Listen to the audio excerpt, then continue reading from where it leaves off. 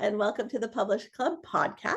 I'm Chris Kendall, founder of the Publish Club and managing editor of Surrendered Press. Thank you all for joining us today as we explore books written by authors that are likely new to you, but could very well become your next favorite. If you're a new or aspiring author and would like to become a member of the Publish Club, please visit thepublishclub.com and we can help you remove some of the non-writing details off your plate so that you can focus on getting your books finished and into the hands of readers around the world.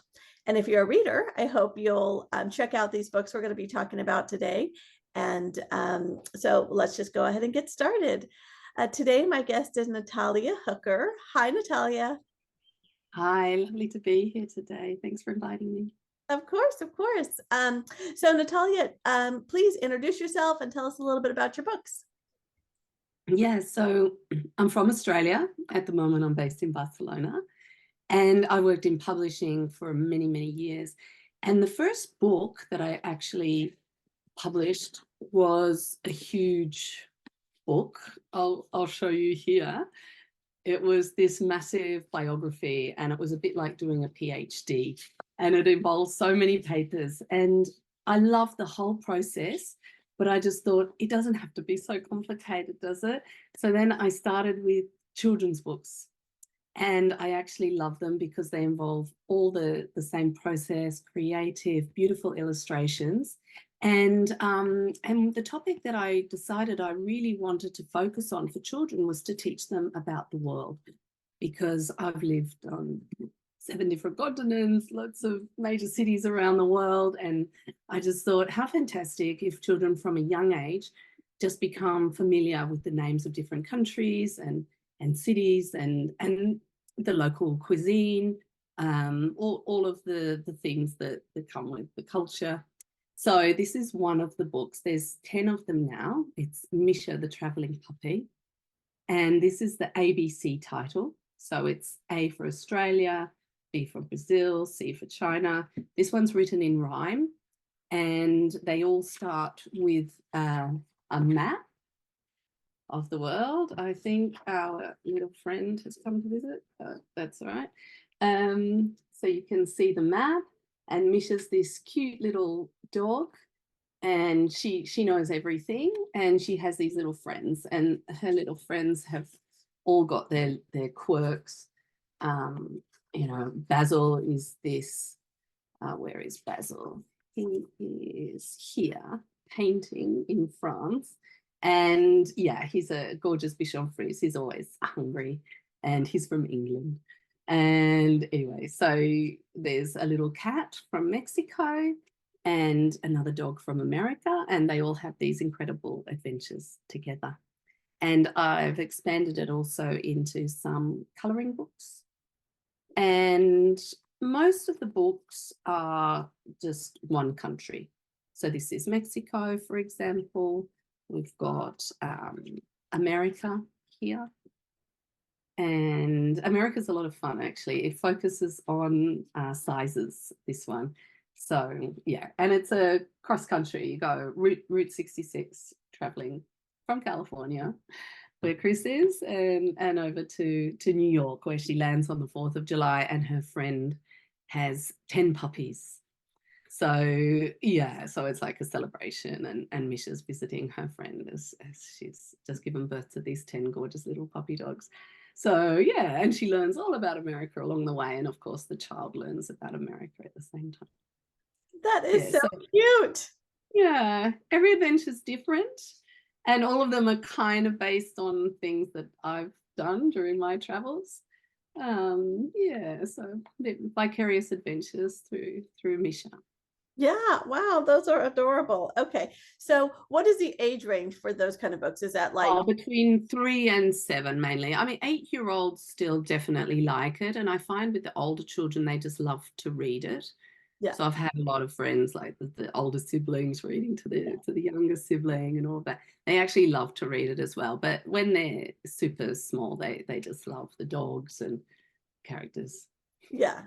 Okay. This is not Misha. This is a black cat friend that we have here, but they look a bit similar.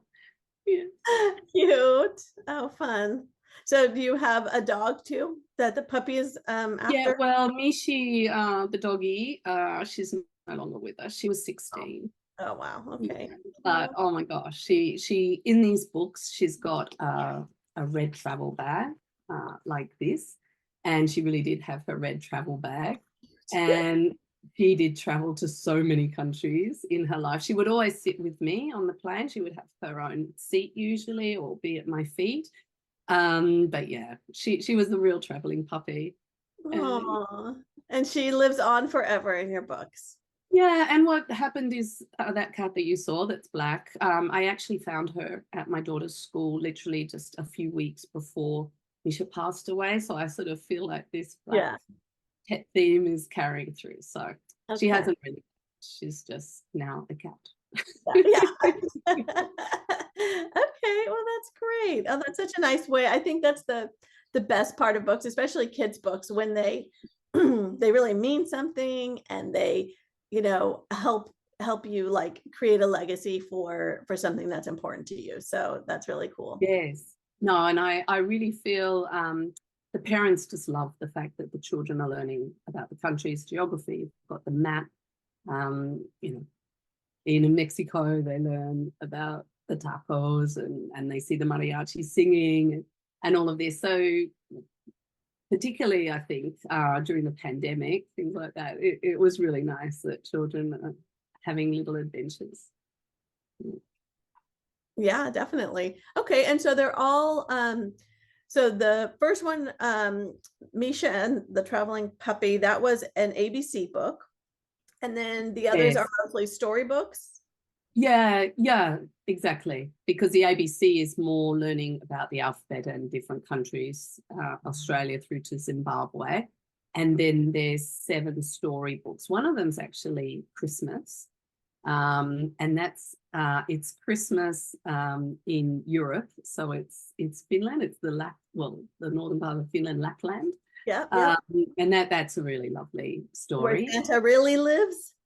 Yeah, exactly. Where there is the real Santa house Yes, and yes. all of that you can visit. So that's really fun. And then I've got America, Mexico, Australia, England, India, and one other one. Yeah. Yeah. So it's hard to keep track when there's a Spain, lot. of course, Spain, because that's where I am and that's where Misha's from. Yeah. Okay. And there's more to come because obviously it's almost feels endless, this series. There's so many countries I want to write about, and I might do Italy next. I'm really not sure. I just get so excited. So yeah, Oh, fun. there'll be Well, lots more. you definitely have to do Peru with all their wild dogs. That was the one thing when we traveled there, just seeing dogs everywhere on the street. I mean, maybe they aren't even wild there. They told us that they all had homes. So I told myself that they all had homes, but there's just like Oh, dogs everywhere. Yeah. wow. Yeah, I was in Peru, but that was yeah, I didn't see that, but I'll have to add that in for sure. I Yeah. love Peru. In the ABC book, P is for Peru, but it's more with llamas and they're at Machu Oh, Picchu. yes. Yes. Yeah, but I'll keep that in mind. That's a great idea. Yeah. Yeah, that's funny. I wonder if certain seasons maybe they are, you know, hidden, if they're in the houses or something like that. Yeah, well, I went just to Machu Picchu and other things. I was only in Lima for like a day or two, but that's good to know. Yeah, Yeah. that's fun. All right, awesome. Okay, so are you mostly gonna just continue with this series and kind of stay in that children's book realm? Yeah, I've got novels that I've been working on.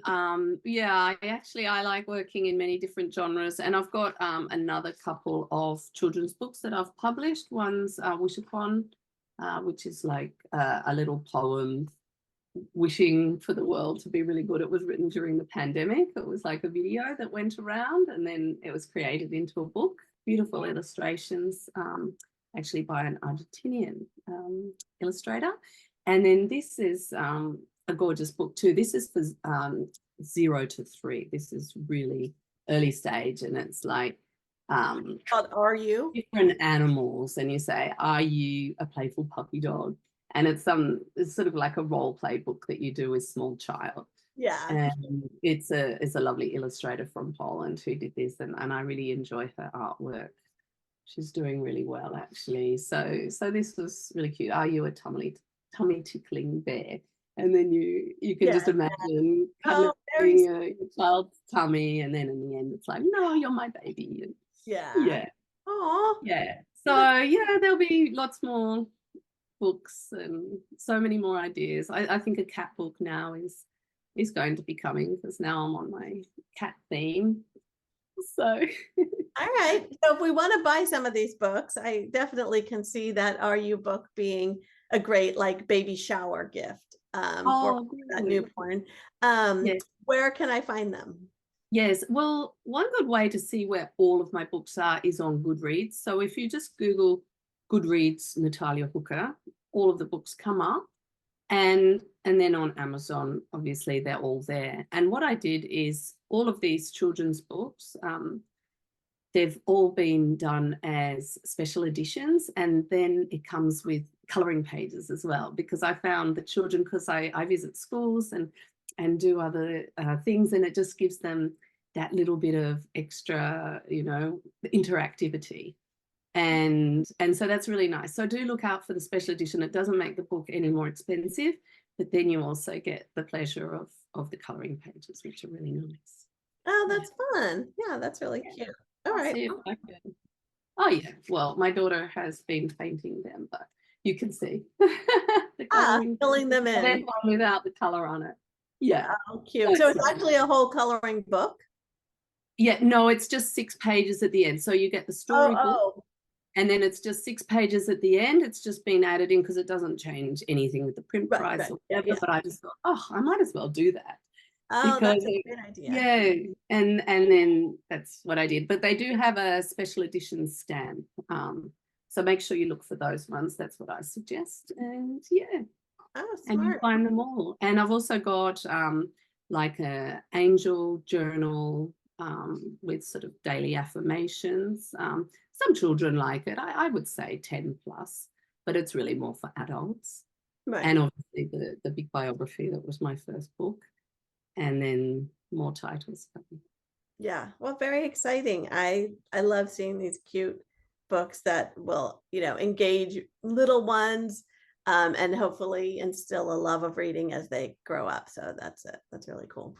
Yes, and hopefully with this also a love of the world and a passion for Yeah. the Yeah. culture. Good. That's Yes, great. I'm traveling, a goal for traveling. So that's really nice. Yeah. Um, okay. Well, it's been so nice to have you on the show today. Do you have any parting words for us? No, just if you've got any book ideas, right. I just feel that every book is so inspiring, and children need inspiration. So yeah, I just love, my sort of tagline is the world needs your story. Yeah, So yeah, I love if that. you have any book ideas, I hope other people too will venture to write their stories. Good, good. Yes, me too. I agree completely. All right. Well, thank you so much, Natalia. And for everyone listening and watching today, thank you for joining us. I hope you'll come back next time when we learn about more books that might end up at the top of your to be read list. So until then, keep reading.